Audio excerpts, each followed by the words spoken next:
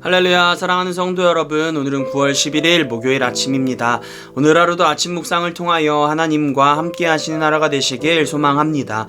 오늘 우리에게 주시는 하나님의 말씀은 스바냐 2장 3절의 말씀입니다.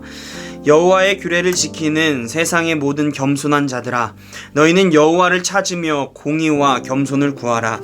너희가 혹시 여호와의 분노의 날에 숨김을 얻으리라. 스바냐 1장 14절의 이하 내용을 보면 여호와의 날이 가진 속성과 심판의 내용을 설명하고 있습니다. 여호와의 날은 분노의 날이요 환난과 공포의 날이라고 이야기합니다. 뿐만 아니라 황폐와 패망의 날로서 캄캄하고 어두운 흑암의 날이라고 설명하고 있습니다. 그리고 여호와의 날이 되면 하나님의 심판이 임하게 되는데, 그때의 사람들은 고난으로 인하여 맹인같이 행하게 될 것이라고 이야기합니다. 또한 그들의 피는 쏟아지고 살은 분토같이 될 것이라고 말하고 있습니다.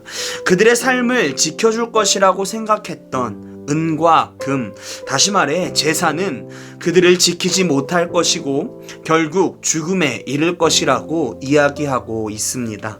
이와 같이 여호와의 날이 임하는 이유에 대해서 성경은 여호와께 범죄하였기 때문이다 라고 명확하게 말해주고 있습니다.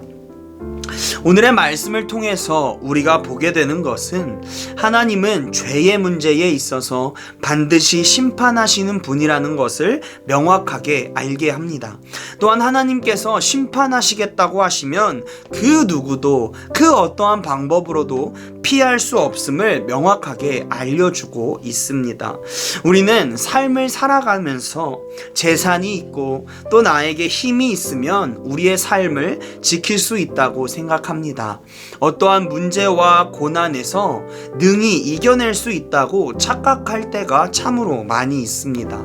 이것을 어떻게 다시 말하면 내가 믿고 있는 수많은 우상들이, 수많은 것들이 나를 지켜줄 것이라고 하는 착각을 할 때가 많이 있습니다.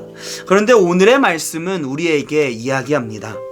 자신의 능력으로 삶을 지켜 나아가는 것이 하나님 앞에서 범죄하는 것임을 이야기하고 있습니다. 또한 나를 지킬 것이라고 했던 그 모든 것이 하나님의 심판 앞에서 아무런 능력이 없음을 이야기하고 있습니다. 그러면서 우리를 지킬 수 있는, 그 심판으로부터 벗어날 수 있는, 숨김을 당할 수 있는 유일한 방법에 대해서 이야기해주고 있는데, 그것이 바로 2장 3절의 말씀입니다. 여호와의 규례를 지키는 세상의 모든 겸손한 자들이 여호와를 찾고 공의와 겸손을 구하면 여호와의 날이 지나갈 것이라고 이야기합니다.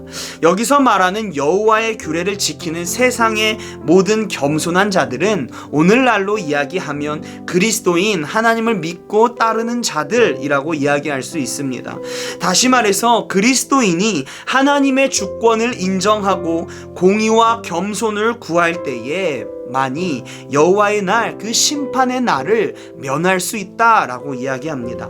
사랑하는 성도 여러분, 오늘날 우리가 살아가는 시대를 바라보면 타락하고 부패했다고 많이들 이야기합니다. 타락하고 부패한 이유가 무엇입니까? 그것은 세상을 창조하시고 다스리시는 하나님의 질서를 따르는 것이 아니라 그 질서를 거스르고 있기 때문입니다. 하나님의 주권을 인정하는 삶이 아닌 내가 주인이 되어 내 삶을 책임지고자 하는 삶, 어쩌면 세상이 이야기하는 가치관을 따라 살아가는 삶을 이야기할 수 있습니다. 재산을 많이 가지는 것, 권력을 가지는 것, 그것이 잘못되었다고 말하고 싶은 것이 아닙니다. 그것을 가지고 우리가 하나님의 질서가 아닌 세상의 가치로 살아가기에 잘못되었다고 말하고 싶은 것입니다. 많은 것을 가졌기에 내가 높아지고 나의 영광을 위하여 살아가는 것은 잘못되었습니다. 나의 능력이 있기에 하나님을 저버리는 행위이기 때문에 잘못되었습니다.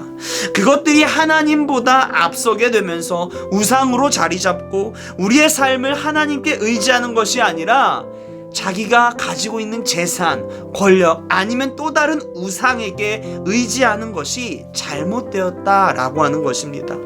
나에게 많은 것이 주어졌다면 그것은 하나님이 나에게 주신 것임을 인정해야 합니다. 그렇기에 하나님을 위하여, 이웃을 위하여 사랑의 모습으로 나타나야 합니다.